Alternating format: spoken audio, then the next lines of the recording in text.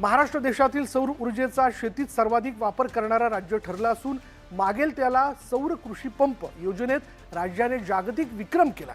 महावितरणने केवळ एका महिन्यात 45,911 सौर कृषी पंप बसवून हा विक्रम गिनीज बुकमध्ये नोंदवला।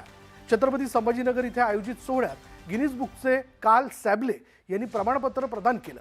मुख्यमंत्री देवेंद्र फडणवीस यांनी सांगितलं की 16,000 मेगावॅट सौर निर्मितीमुळे पुढील वर्षात विजेच्या दरात 3% कपात शक्य होईल आणि ग्राहकांना स्वस्त वीज मिळणार आहे। रोज CO2 चं एमिशन आम्ही करत होतो, रोज आमच्या पर्यावरणाला आम्ही खराब करत होतो। त्या 16,000 मेगावॅट थर्मल पॉवरला आता आम्ही सूर्याच्या आशीर्वादाने या ठिकाणी सौर ऊर्जेमध्ये परिवर्तित केल्यामुळे पर्यावरणाची हानी देखील संपणार आहे। सैन्यातील खडतर जीवन जगून देशासाठी त्याग करणाऱ्या सैनिकांच्या कुटुंबांना मदत करण्यासाठी शासनाकडून विविध उपक्रम राबवण्यात येतात। सशस्त्र सेना ध्वजदिन निधी संकलनातूनही सैनिकांच्या कुटुंबियांना मदत देण्यात येते।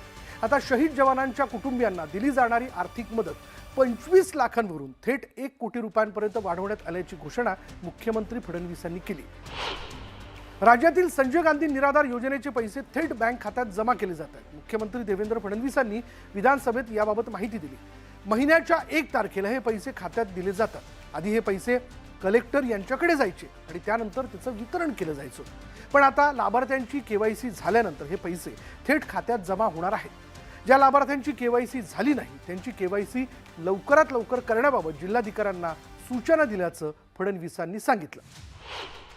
अनाथ मुलांना दिलेल्या 1% आरक्षणाला मुख्यमंत्री देवेंद्र फडणवीस यांनी आपल्या जीवनातील सर्वात समाधान देणारा निर्णय म्हटलाय। वर्षा निवासस्थानी त्यांनी शासकीय सेवेत रुजू झालेल्या अनाथ युवक युवतींशी संवाद साधला। डॉक्टर बाबासाहेब आंबेडकर यांच्या संधीची समानता या तत्वाने प्रेरित हा निर्णय राज्यातील 862 अनाथ युवकांना स्वावलंबी बनवणारा आहे।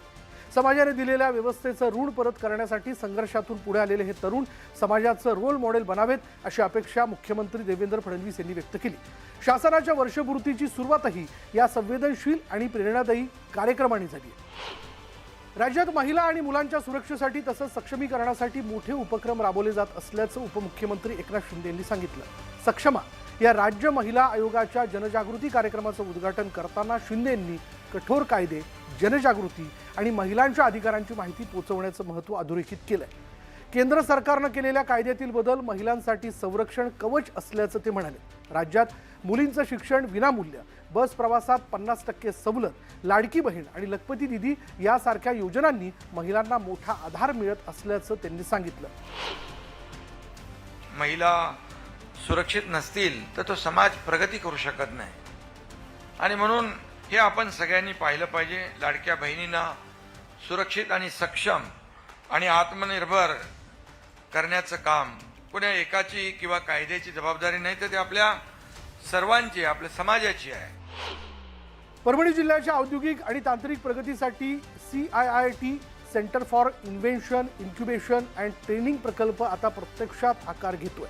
राज्यमंत्री मेघना साकोरे बोर्डीकर यांच्या पाठपुराव्यामुळे आणि मुख्यमंत्री देवेंद्र फडणवीस यांच्या मार्गदर्शनामुळे या उपक्रमाला मंजुरी मिळाली।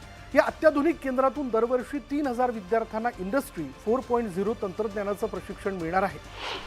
नागपूरमध्ये झेब्रू या रस्ता सुरक्षा शुभंकराचं अनावरण मुख्यमंत्री देवेंद्र फडणवीस यांच्या हस्ते झालं। वाढत्या वाहन संख्येमुळे अपघातांचं प्रमाण वाढत असताना झेब्रूच्या माध्यमातून रस्ता सुरक्षा जनजागृती अधिक प्रभावी होईल असा मुख्यमंत्री देवेंद्र फडणवीस यांनी विश्वास व्यक्त केला। रस्ता सुरक्षा जीवन रक्षा हा मूलमंत्र नागरिकांनी अंगीकारावा आणि वाहतूक नियमांचं काटेकोर पालन करावं असं आवाहन त्यांनी केलं। या कार्यक्रमाला उपमुख्यमंत्री एकनाथ शिंदे, उपमुख्यमंत्री अजित पवार, परिवहन मंत्री प्रताप सरनाईक आणि परिवहन विभागाचे अधिकारी उपस्थित होते। परिवहन मंत्री प्रताप सरनाईक यांनी सांगितलं की झेब्रू हा रस्ता सुरक्षेचा संदेशवाहक ठरेल आणि राज्याच्या प्रत्येक कोपऱ्यात पोहोचेल। विविध विभागांच्या समन्वयातून अपघात रोखण्यासाठी उपाययोजना राबवण्यात येणार आहेत।